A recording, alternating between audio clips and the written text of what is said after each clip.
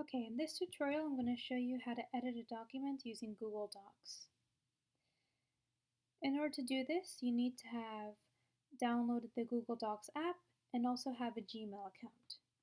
So, once you receive a link to edit a Google Doc, you have to click on it and it should take you to the app. If you're using an iPhone, on the bottom will be a gray banner with your name and email that you're using to edit the document.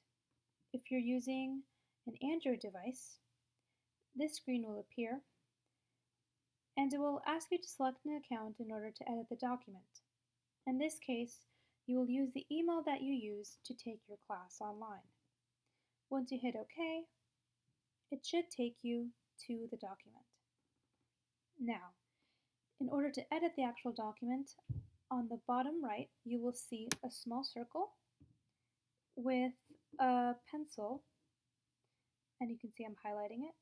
And once you click it, a keyboard will appear in addition to a blinking cursor. Now, the cursor indicates where in the document you will start typing. So since my cursor is on the top of the document, I will start writing on the top of the document. Now, if I want to write something on another part of the document, for example, let's say I want to write something next to Kenny's name.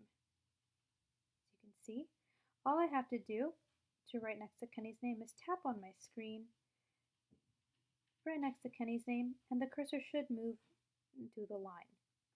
And from here, I can write next to Kenny's name. Now, let's say I want to write on a new line, or I want to write underneath Kenny's name. All I have to do is hit the return key on my keyboard. As you can see, I'm highlighting it here. And it should take you to a new line. And from here, you can type